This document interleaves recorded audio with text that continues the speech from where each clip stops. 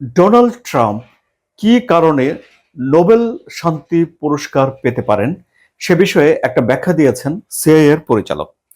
CIA এর যে পরিচালক তার নাম হলো জন র্যাটক্লিফ। তিনি বলেছেন যে ডোনাল্ড ট্রাম্প আগের যুগের নির্বোধ নেতাদের চেয়ে আলাদা। অর্থাৎ সিআইএ পরিচালক যুক্তরাষ্ট্রের আগে যারা নেতা ছিলেন তাদেরকে নির্বোধ বলেছেন এবং ডোনাল্ড ট্রাম্পকে শার্প আলাদা করে দিয়েছেন, বুদ্ধিমানের কাতারে নিয়ে রেখেছেন।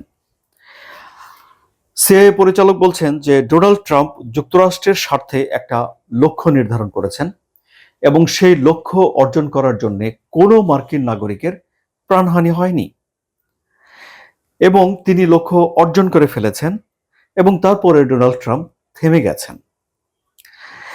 আগের নেতারা হলে যা করতেন সেটি হলো যে তারা অতিরিক্ত যুদ্ধ করতেন বা হামলা চালিয়ে যেতেন বা রিজিম চেঞ্জের জন্য চেষ্টা করতেন।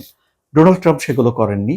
তিনি অতিরিক্ত বল প্রয়োগ করেননি, তিনি রিজিম চেঞ্জ করার জন্য চেষ্টা করেননি, তিনি অতিরিক্ত যুদ্ধ করেননি, অর্থাৎ যুক্তরাষ্ট্রের নাগরিকদের জীবন সংশয়ে ফেলে দেননি। এই যে পরিবর্তনটা ট্রাম্পের মধ্যে রয়েছে, এই যে বিষয়টি ট্রাম্পের ভিতরে রয়েছে, এ কারণেই ডোনাল্ড ট্রাম্পকে নোবেল শান্তি পুরস্কার দেয়া যেতে পারে বলে সিআইএ পরিচালক মনে করেন।